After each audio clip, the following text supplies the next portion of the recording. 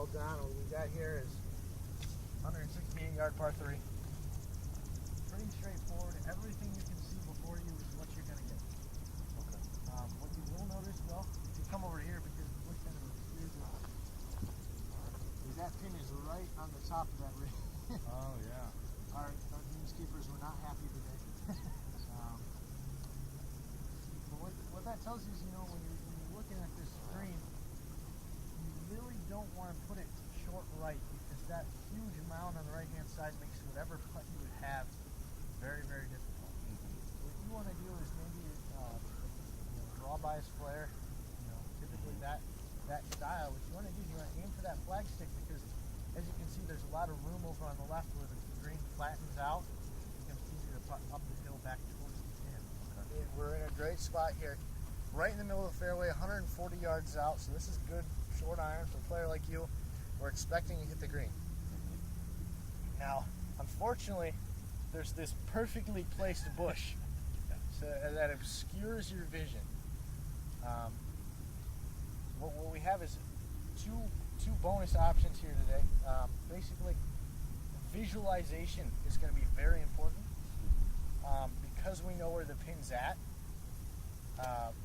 You have to visualize where it is, and then just let that sit there. Don't keep looking at the bush. Just know that you've got the pin where it is. So I'm basically like looking through the bush. You're basically looking through the bush. Okay. The second thing we're going to notice is we've got that mound right there, right in the middle of the green. It slopes it right and left. Ideally, as a draw player, if you just throw it at the left edge of that mound, at the worst, you're going to hit the mound and kick left. If you play the draw like you normally do, it's going to draw right back on the flag. Okay. So that's. So it's kind of like that tree in the back too. Yeah, you kind of want that aiming area. Okay. And then you have all the time in the world. It's not, when you've got other players going, you can just come on over here, take a look again, say, aha, that's where it's at. Right. So like in this instance, we got that flag is just off the mount, so it's in a perfect spot. You just throw it right up there and knock it close. All right. Now, so we're going to look at two things here. First off, when course designers make up a course, they really like to make things look weird. So for instance, if you step back here with me, this tee box is definitely not aimed down the fairway. Right. You're definitely looking at the woods, the desert area that we have a lot of here at Desert Willow. So what we want to do is we want to take out everything mentally. This doesn't exist, and because I know that you hit it pretty far, the left side doesn't exist either. If you, with course knowledge, and when you're working at a course you've played before, or when you're playing in a tournament somewhere you've played rounds before, make a mental note of certain things that come up that make the course play a lot easier. In this instance, the left side actually opens up on the other side of the desert.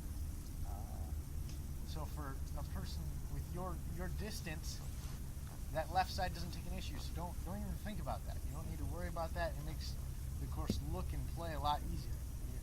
You're imagining the course. If you've ever played Tiger Woods, and you get that zoom in, that landing area you're at.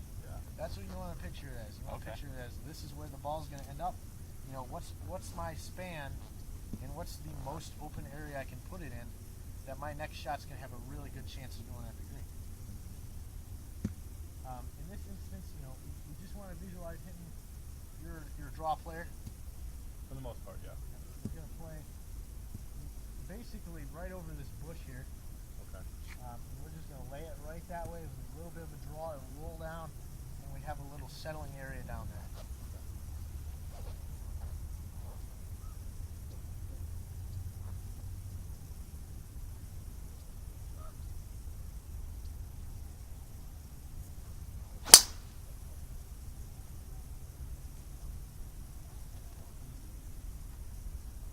All day. So, when you're around the course, you got to take into account these variables.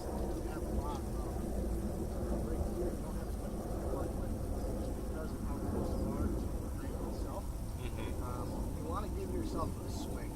Okay. This was to win the Open. So I always do a complete 360 all the way around, and I stop and I look, obviously both sides of the cup.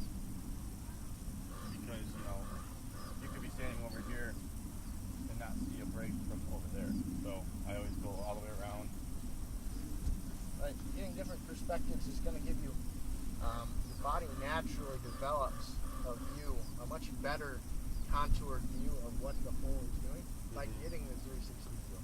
Okay.